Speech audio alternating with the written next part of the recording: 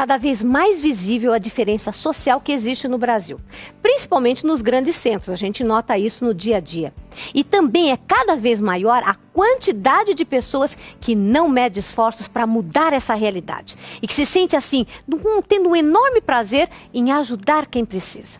E acredite, viu? Dedicar-se a melhorar a vida de uma comunidade, de uma família ou até mesmo de uma única pessoa é muito mais que uma caridade. É realmente uma necessidade que a gente tem espiritual, uma necessidade profissional para você se realizar. E ajudar o próximo pode fazer com que você viva muito mais e melhor.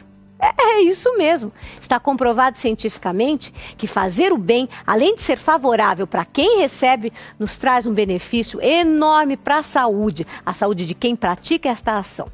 E, doutor Alfredo, alguns pesquisadores da Universidade dos Estados Unidos, eles garantem que ser generoso realmente diminui os batimentos cardíacos e é uma das maneiras da gente baixar a pressão arterial. Isso é verdade? Sim, porque ao ser generoso, você, como eu estava falando antes, você sai dessa tensão. Sim. Relaxa, você fica em paz com você. Né? Porque você já teve que sair desse primeiro impulso egoísta. Sim. Né? Você já está em paz com isso. E tem um lado nisso que a gente não consegue explicar. Né? O fato de você cuidar do outro, né? O fato de olhar carinhosamente para alguém já faz bem. Sim. Não precisa nem que você esteja tocando ou concretamente fazendo algo. Parece que quando você se liga nesse seu departamento amoroso, isto diminui o estresse, diminui a pressão e a gente sabe que isso a longo prazo é um fator de saúde. Então, até olhar bem faz bem. Olha, olhar bem. Viu, Teco? Você não tem que parar de criticar um pouco, que você bota defeito em tudo, viu? Não põe defeito em nada, não. Na verdade, doutor Malheiros, eu fiquei assim encantado com a sua história. E você disse ali que começou quando você foi visitar uma favela, né? Você acha que esse trabalho, e aí, ao mesmo tempo você também está no tribunal, né, fazendo julgamentos e tudo mais, você acha que esse trabalho de você estar lá, junto com as pessoas com necessidade, ajudam a elas, né, para que elas melhorem de vida, para que elas se afastem das drogas, por exemplo, esse tipo de coisa? Ou você faz isso por quê? Por sua causa ou por causa delas? Olha, o trabalho na favela foi há muito tempo atrás. Mas se eu estivesse hoje trabalhando com essa população menos favorecida, eu tenho a impressão que é um trabalho importantíssimo. Eu sou um dos críticos do poder público, e eu me incluo nesse poder público, né? Que se afasta demais da vida das pessoas mais miseráveis. E a gente acaba trabalhando, sim, nesse pronto-socorro horroroso, né? Que é, por exemplo, a Cracolândia, onde eu estou com um projeto do Judiciário, né? Para com promotores, defensores, advogados, psiquiatras, psicólogos e assistentes sociais, a gente trabalhar no meio da rua com as crianças e adolescentes em drogadição. Mas é muito difícil. O bom mesmo é aquele trabalho que você lembrou, né? Quando a gente vai para a periferia e puxa para a periferia escola pública boa, saúde pública boa também para a população, lazer no local onde as crianças e os adolescentes estão, porque senão, não é? Nós estamos na Vila Mariana, aqui. Você se recorda daquelas 30 crianças, não eram adolescentes, que saíram da cidade de Tiradentes, não é? E vieram fazer arrastões aqui na Vila Mariana. Quer dizer, por quê? Porque não tinha nada lá, né? Não tinha creche, não tinha escola e não tinha nenhum lazer no pedaço. Então eles vieram para lugares mais atraentes. Vieram para cá para se divertir. A gente acha que é prejudicar, mas eles estavam fazendo alguma coisa que eles achavam bacana, né? E colocando em risco as suas próprias vidas. Que coisa, então a gente precisa trabalhar na outra ponta para que esse pronto-socorro de horrores diminua. Exatamente. Então é impressionante que o senhor está trabalhando tanto no lado de ajudar as pessoas antes como no depois também. Exato. O antes é mais importante, o depois já a coisa fica muito difícil. A prevenção sempre é a prática melhor, não é em tudo. Doutor Alfredo, e a questão assim do exemplo dos pais, né? Que a gente sabe o quanto é importante. Um pai que pratica o voluntariado, ele acaba transmitindo isso para os filhos. Me dê dicas de como os pais que estão nos assistindo, os avós, enfim, os adultos em geral, poderiam começar a colocar isto como sendo um princípio, um valor, induzindo a criança a ter essas práticas. A gente poderia começar da onde? É muito simples, fazendo alguma coisa e não dizendo. Sim. A gente não cria filhos com palavras. Perfeito. Por exemplo, eu sou psiquiatra, minha mulher é psicanalista, às vezes alguém olha pra gente e fala assim, nossa, os filhos de vocês... Não.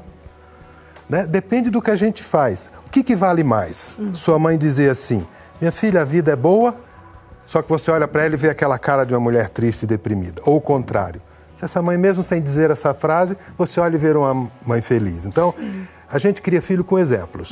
Então, eu diria que a melhor coisa para incutir esse espírito de voluntariado, Sim. né, seria fazer alguma coisa. Não precisa ficar discursando, porque os pais acham que tem que discursar para os filhos. Exato, muito sermão e poucas Não, atitudes. se a criança veio naturalmente, que o pai faz alguma coisa, que sai na sexta tarde, na quarta de noite vai... Eu nem vou dar os exemplos, né, de atos, mas que ele sinta que o pai ou a mãe faz algo pelo outro, desinteressadamente. Isto vai ficar como aquelas nossas lembranças para a infância que nada apaga, não tem? Sim. A casa da vovó, o cheirinho do bolo da mamãe. É nesta ordem que eu acho que poderia deixar no coração de alguém, ou seja, se a criança enxergar. Perfeito. É possível. Como Que a assim? criança veja que o pai não está fazendo muita coisa, mas que a criança vai lá e queira participar para incentivar o pai a participar também? Não, é isso que a gente vê hoje, porque hoje nós temos uma educação para a cidadania, né? Talvez o Tomalheiros pode falar disso muito melhor que eu, mas a educação para a cidadania hoje é isso. Os filhos estão educando os pais no trânsito, na ecologia e talvez no bem. E eu acho que é natural. Na censura ao cigarro, tá certo? Nossa, é verdade, eles policiam mesmo, né? Pois é, né? No meio ambiente, na questão de não jogar, né, o papelzinho, né, a questão da escolha do lixo, né, essa parte toda, as crianças estão trazendo para dentro de casa. Eu tô aqui vendo que o senhor é o desembargador, né? Isso. Você estudou bastante pra isso, não estudou? E sabe que eu fiquei preocupado? Mas você sabe onde eu estudei mais? Aonde? Eu estudei nos livros acadêmicos e tal, essa coisa toda.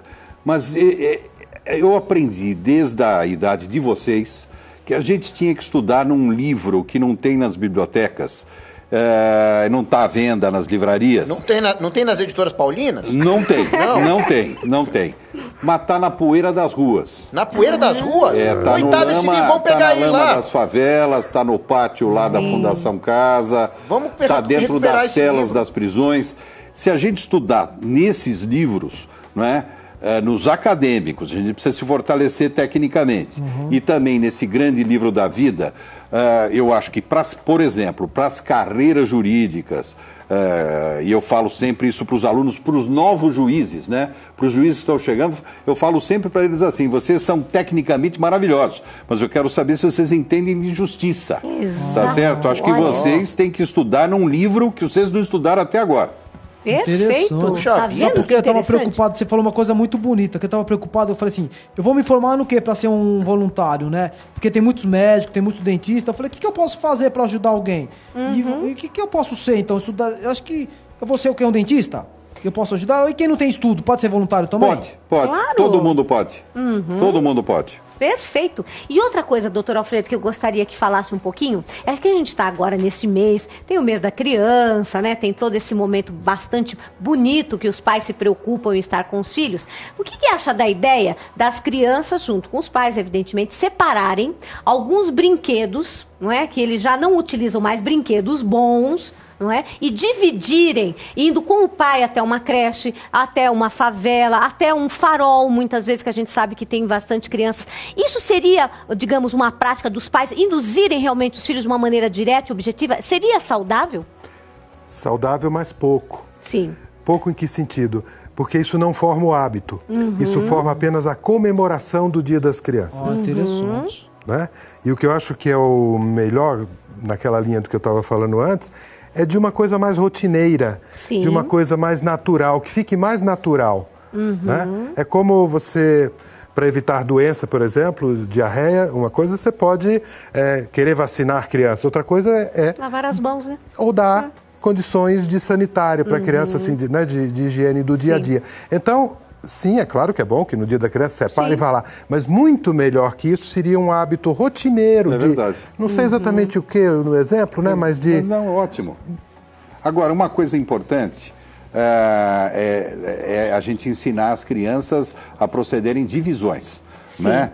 Tem são sempre a egoísmos. criançada A ideia tá de pensando. aprender a dividir, seja lá o que o for. egoísmo O que Sim. for. As crianças estão sempre pensando em somar, em multiplicar. Aprende a dividir. Ah, lá vem a matemática de novo. A felicidade de eu ter, mas saber que você tem também. Claro. Isto é incrível. Doutor Malheiros. Oi. Assim, é o primeiro que eu não gostei de já ter colocado a matemática na jogada aí da divisão. Mas tudo bem, vamos deixar isso de lado, né? É o seguinte, você falou um negócio muito bacana aí, de você ensinar para os seus alunos que eles têm que aprender a justiça, não é isso? Isso. Né? E a justiça, eu acho que é um negócio que você tem que estar fazendo aí, estudando, né? Justiça. Agora, essa história da justiça é importante pra gente criança também? Tem jeito do meu pai me ensinar isso?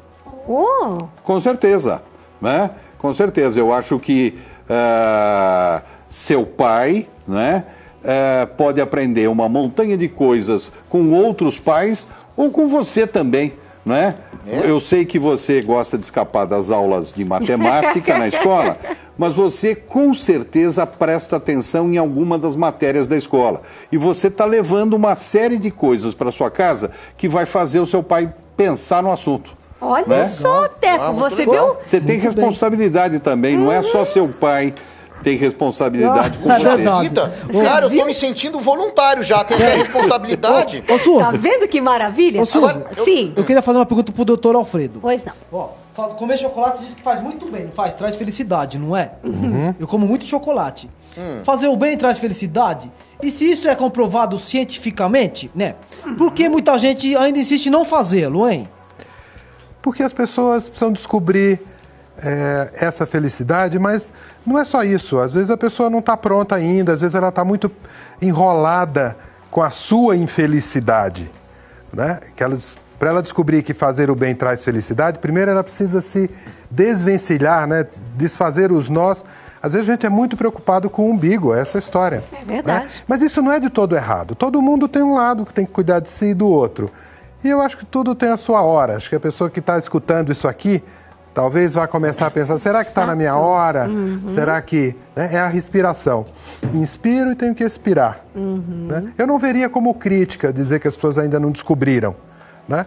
Porque acho que esse é um momento da vida mesmo. Para algumas pessoas acontece cedo, 13 anos, talvez sejam algumas pessoas que viram alguma coisa. Outros têm um outro caminho, vão descobrir isso depois de ter dado muita pancada muito na vida, né? de ter sofrido e... Esse pugilista que você está falando, né? Também não é muito comum, depois da pessoa alcançar um sucesso, passar a fazer o bem. Exatamente. E olha, vocês fizeram um bem enorme a todos nós, realmente lavaram a nossa alma. Eu tenho certeza que você em casa adorou e você pode assistir de novo essa entrevista, com certeza. É só acessar o nosso site. Qual é o nosso site? www.paulinas.org.br. Exatamente. Lá, você clica lá no programa Família em Foco, escolhe a data que você quer assistir e assiste ao vivo. Ao vivo não, mas na hora. Com certeza. Muito obrigada, doutor Malheiros. Nós que agradecemos. Nós Obrigado. é que podemos agradecer a vocês. Obrigada, doutor Simonetti. Foi maravilhoso. Obrigada mesmo. E eu tenho certeza que você em casa vai ficar com isto na mente. Esta reflexão de quanto faz bem fazermos o bem. E comece já. Por que não? Como o doutor Alfredo falou, é só começar com um olhar diferente, um olhar de carinho. Então vamos até lá, não é? Olhar de maneira carinhosa para as pessoas ao redor pode ser o primeiro momento de você cometer este ato tão bom que é o altruísmo, de você se doar sem ter o interesse do retorno. A gente vai rapidinho para o intervalo e voltamos já já.